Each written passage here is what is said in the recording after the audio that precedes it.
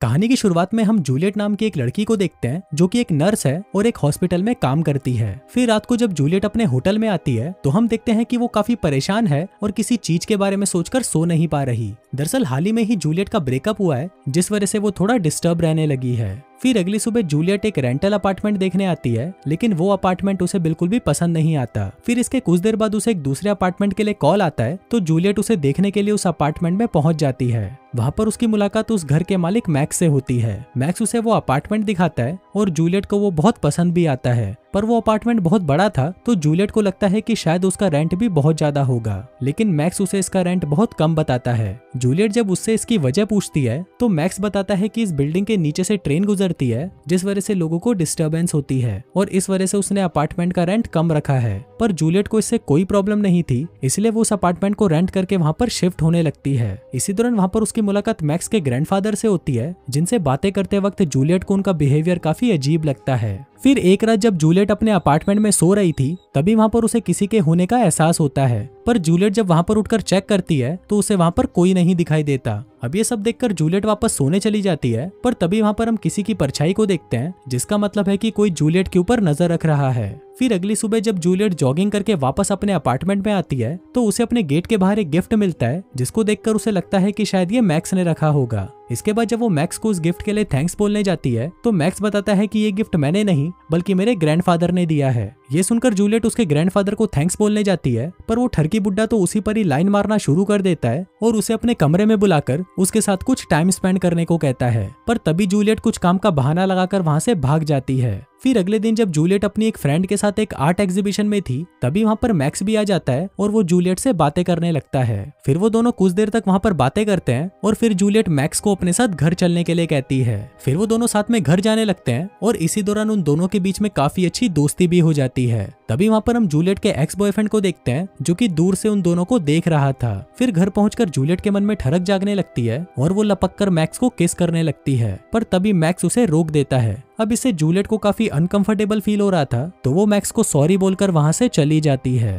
फिर अगले दिन जब जूलियट अपने हॉस्पिटल में थी तभी वहां पर उसे मैक्स का कॉल आता है और वो आज रात को उसे डिनर पर इनवाइट करता है। फिर रात को जब वो दोनों साथ में डिनर कर रहे थे तो जूलियट मैक्स से पूछती है कि तुमने अभी तक शादी क्यों नहीं की, जिस पर मैक्स उसे मुस्कुराते हुए कहता है कि मुझे कभी भी इसके लिए टाइम ही नहीं मिला क्योंकि मेरा ज्यादातर टाइम इस घर और ग्रैंडफादर की देखभाल में चला जाता है। फिर डिनर खत्म होने के बाद जब वो वहां से जा रहा था तभी जूलियट के अंदर फिर से ठरक जागने लगती है और वो फिर से मैक्स को किस करने लगती है। इसी दौरान कहानी फ्लैशबैक में जाती है और हम देखते हैं कि मैक्स तो जूलियट को पहले से ही जानता था। दरअसल एक दिन जब वो अपने ग्रैंडफादर को हॉस्पिटल लेकर गया था तब वहां पर उसने पहली बार जूलियट को देखा और उसे देखते ही जूलियट उसे पसंद आ गई। इसी के साथ उसे ये भी पता चला कि जूलियट अपने लिए एक घर ढूंढ रही है, इसलिए मैक्स ने जानबूझकर जूलियट को अपने घर पर कॉल किया और अपने घर का रेंट भी बहुत कम बताया ताकि वो उसके घर में शिफ्ट हो जाए। यहाँ पर हमें ये भी पता चलता है कि उस रात हमने जिस परछाई को जूलियट के कमरे में देखा वो मैक्स ही था।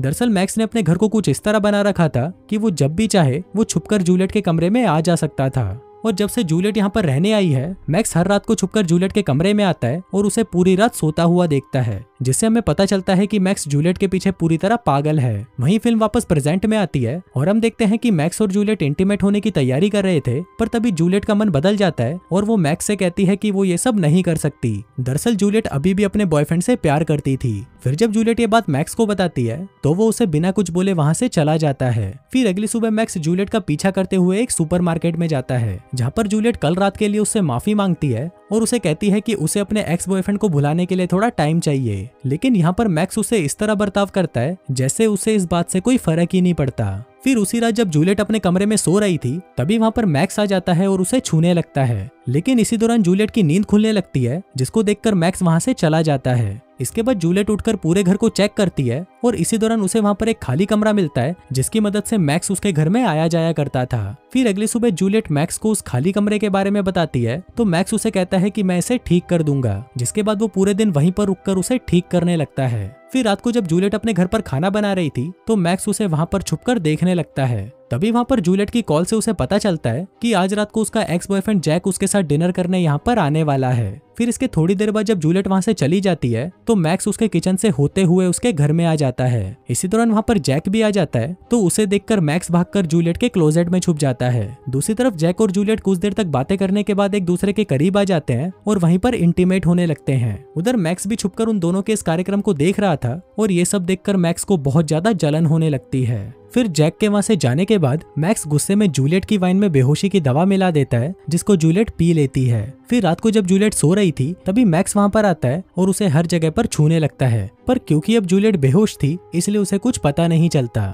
फिर अगली सुबह जूलियट काफी लेट उठती है जिस वजह से वो हॉस्पिटल जाने के लिए बहुत लेट हो जाती है। फिर कुछ देर बाद जब हॉस्पिटल में जूलियट अपनी एक दोस्त के साथ बात कर रही थी तभी हमें पता चलता है कि जूलियट पिछले कई दिनों से काम पर लेट आ रही है। जूलियट को भी ऐसा लगने लगता है कि उसके अपार्टमेंट में कुछ तो अजीब है, इसलिए वो अगले दिन पूरे अपार्टमेंट में कैमरे लगवा देती है, पर इस बारे में वो मैक्स को कुछ नहीं बताती। वहीं दूसरी तरफ हम मैक्स को देखते हैं जो कि अपने ग्रैंडफादर को ड्रग्स की ओवरडोज देकर मार डालता है क्योंकि वो अक्सर उसे काफी उल्टा सीधा बोला करते थे। फिर रात को मैक्स जैक और जूलियट को एक साथ डिनर करते हुए देखता है जिसको देखकर वो और भी ज्यादा गुस्सा हो जाता है। इसके बाद जब जैक वापस अपने घर जा रहा था तब मैक्स उसे धक्का देकर सीढ़ियों से नीचे गिरा देता है। वहीं जूलियट जब घर आकर कैमरे की रिकॉर्डिंग्स चेक करती है तो उसे वहां पर कुछ नहीं मिलता, इसलिए वो कंप्यूटर बंद करके वाइन पीने लगती है और ये वही वाइन थी जिसमें मैक्स ने बेहोशी की दवा मिलाई हुई थी। फिर जब जूलियट उसको पीने के बाद बेहोश हो जाती है तो मैक्स वहां पर आकर उसके साथ सेम प्रोसेस वापस करने लगता है, लेकिन इस बार जूलियट को होश आ जाता है और ये देखकर मैक्स उसे तुरंत बेहोशी का एक इंजेक्शन दे देता है जिसके कारण जूलियट फिर से बेहोश हो जाती है। अब उस दवा की वजह से जूलियट अगले दिन फिर से लेट उठती है जिस वजह से वो जल्दी में हॉस्पिटल जाने के लिए तैयार होने लगती है, पर इसी दौरान उसे बेड के नीचे वो इंजेक्शन की कैप मिलती है जिसको देखकर वो समझ जाती है कि हर रात जरूर उसे कोई बेहोशी के ड्रग्स दे रहा है। इसके बाद हॉस्पिटल जाकर जूलियट अपने खून और यूरिन को टेस्ट करवाती है ताकि वो पता लगा सके कि कोई उसे ड्रग्स तो नहीं दे रहा। इसके बाद जूलियट को जैक का मैसेज आता है जिसमें उसने लिखा था कि वो आज रात उसके घर डिनर पर आने वाला है। वहीं दूसरी तरफ हम मैक्स को देखते हैं जो कि जूलियट के कमरे में आकर उसकी चीजों को छूने लगता है, पर तभी वहां पर जैक भी आ जाता है और वो उसके घर में आकर मैक्स के उस सीक्रेट दरवाजे को देखने लगता है, पर तभी मैक्स उसके पीछे आता है और सीन यहीं पर कट हो जाता है। वहीं हॉस्पिटल में हम जूलियट को देखते हैं जिसे अपनी रिपोर्ट्स पढ़कर पता चलता है कि उसके खून में ड्रग्स है। अब जूलियट काफी ज्यादा डर जाती है और वो मैक्स को फोन करने की कोशिश करती है ताकि वो उसको घर जाने से रोक सके, लेकिन उसका कॉल नहीं लगता। इसके बाद जूलियट भागकर अपने घर आती है और अपने कैमरे की रिकॉर्डिंग चेक करने लगती है। तभी उसे भी पता चल जाता है कि उसे हर रात को ड्रग्स देने वाला और कोई नहीं बल्कि मैक्स ही था। अब ये देखकर जूलियट बहुत ज्यादा डर जाती है, लेकिन तभी वहां पर उससे मिलने मैक्स आ जाता है और वो अपने साथ वाइन की एक बोतल भी लेकर आया था। अब जूलियट उसके साथ काफी नॉर्मल बातें करती है ताकि उसे शक ना हो कि उसे सारी बातों का पता चल चुका है। इसके बाद जब मैक्स जूलियट को वाइन देता है तो वो कोई बहाना लगाकर उसे पीने से मना कर देती है क्योंकि उसे पता था कि मैक्स ने जरूर इसमें कुछ मिलाया होगा। अब मैक्स को भी शक होने लगता है कि शायद जूलियट को सब कुछ पता चल चुका है, इसलिए वो एक ड्रग्स वाला इंजेक्शन लेकर उसे जूलियट को बेहोश करने की कोशिश करता है, पर तभी जूलियट एक चाकू निकालती है और उससे वो मैक्स पर अटैक कर देती है। अब वो वहाँ पर कुत्ते की तरह लड़ने लगते हैं, पर तभी जूलियट उसे किसी तरह से पीछा छुड़वाकर बाथरूम में चली जाती है और खुद को लॉक कर लेती है। फिर इसके कुछ देर बाद जब जूलियट आईने में अपनी खूबसूरत शक्ल को निहार रही थी तभी मैक्स वहां पर आकर उसे पकड़ लेता है और उसे मारने की कोशिश करता है, पर तभी जूलियट उस पर फिर से हमला कर देती है और वहां से भाग जाती है। भागते हुए जूलियट एक रूम में आती है जहां पर उसे एक पंचिंग मशीन मिलती है। फिर वो उस मशीन को लेकर वहां से भागने का रास्ता ढूंढने लगती है, लेकिन तभी मैक्स उसे एक मुक्का मारकर नीचे गिरा देता है। इसके बाद मैक्स उसे जान से मारने ही वाला था, पर तभी जूलियट उस पर उस पंचिंग मशीन से हमला कर देती है। इससे मैक्स घायल तो हो जाता है लेकिन मरता नहीं। इसके बाद मैक्स फिर से उसे पकड़ने की कोशिश करता है, लेकिन जूलियट किसी तरह उससे बचकर एक स्टोर रूम में आ जाती है। वहां पर उसे जैक की डेड बॉडी भी मिलती है जिसको मैक्स ने मार दिया था। तभी मैक्स भी वहां पर आ जाता है और जूलियट उस पर पीछे से हमला करने की कोशिश करती है, पर तभी मैक्स उसे पकड़ लेता है और उसे मारने की कोशिश करता है, पर तभी जूलियट उसे पंचिंग मशीन से बार बार मारती है जिससे मैक्स वहीं पर मर जाता है। और दोस्तों इसी के साथ ही ये कहानी यहीं खत्म हो जाती है।